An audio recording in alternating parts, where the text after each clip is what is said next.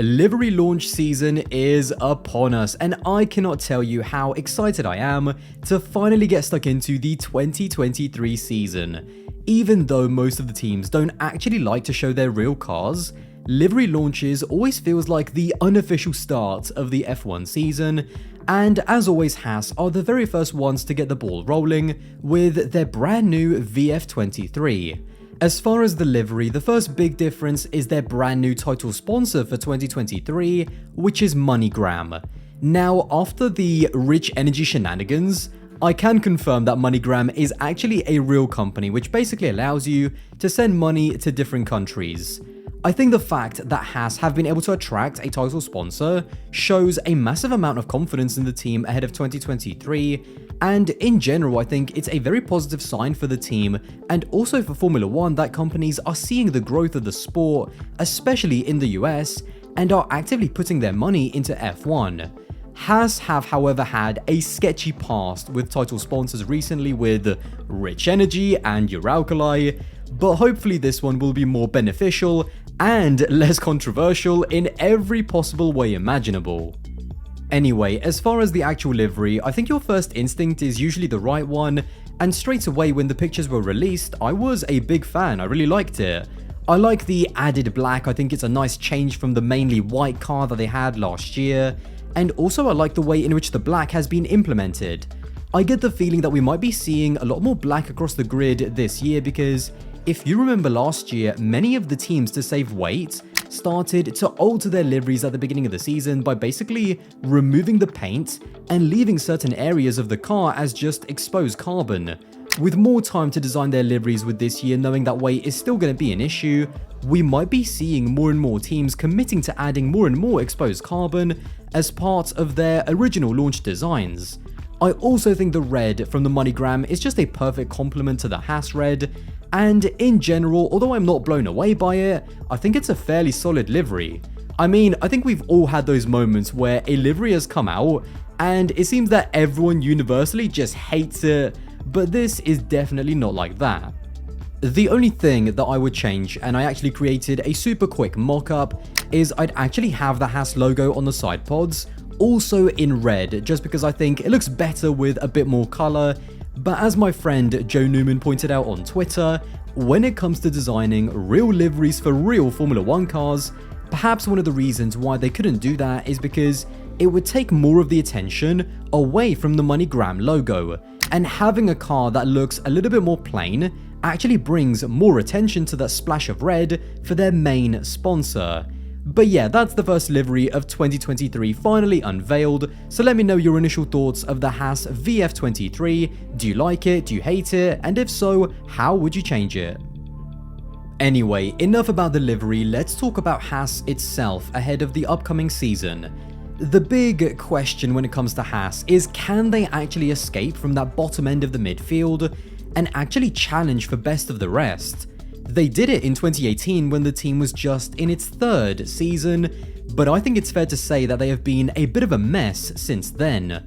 On the driver front, I think at the end of 2020, when they dropped their long-term lineup of Grosjean and K-Mag, I think that they saw the success that rival teams like Alfa Romeo and Williams were having at the time with picking up young and successful single-seater champions, and I think that them grabbing Mick Schumacher was almost like Haas trying to recreate what Alfa Romeo got with Leclerc back in 2018.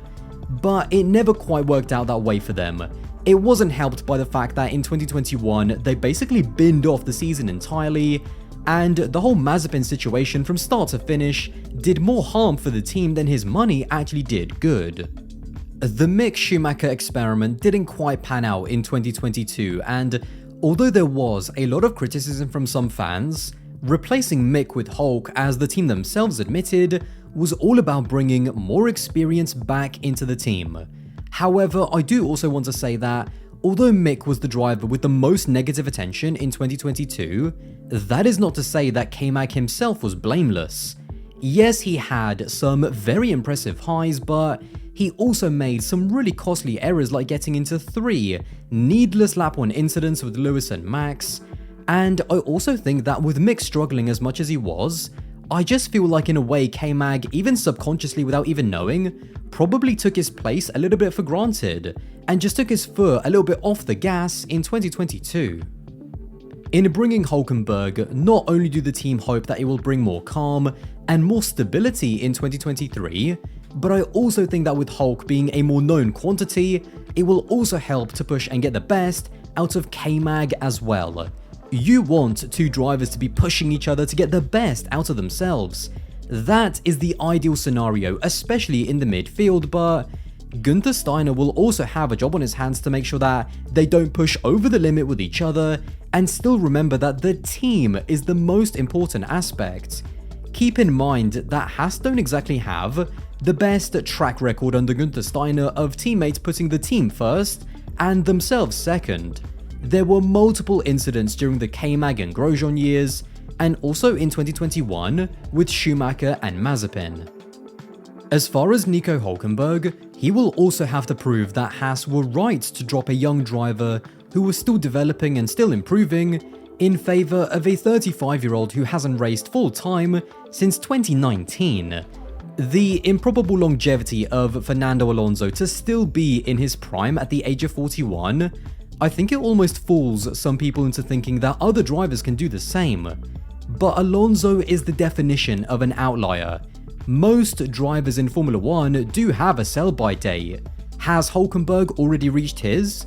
Can he still be that consistent point scorer that he was at Renault? Well, we'll see. That's what Haas have signed up for, and I think K-Mag will be the perfect benchmark to judge the level that Hulkenberg can still perform at, and if he actually has a future in F1 beyond 2023. There is also a fair bit of pressure on Hulkenberg as well, because if he doesn't deliver and is even slower compared to K-Mag than Mick was, that will then bring a huge amount of pressure onto the team, and so there is a lot riding on Hulkenberg despite him being a driver who is supposed to cause less noise and controversy within the team.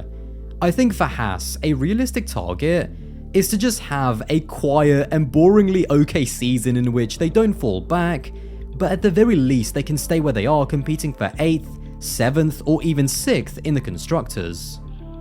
Just standing still in Formula 1 is an achievement in itself, and I think a success will be the team giving their drivers a car capable of scoring points like it was at the beginning of last year, being able to develop it well throughout the year, which they weren't able to do last season, and then just their two drivers not crashing and going about the business of trying to score points as quietly as possible.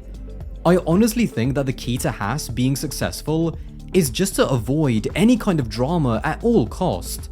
With Hulkenberg and Magnussen on paper, they should have what I have described as a boringly brilliant driver lineup. There is no star quality there in my opinion, but it's two drivers who should be a reliable pair of hands in F1's chaotic midfield.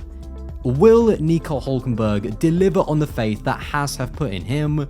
And will Gunther Steiner prove that he actually can control his drivers and get the best out of the team? There is still a lot of questions about Haas that will need to be answered in 2023.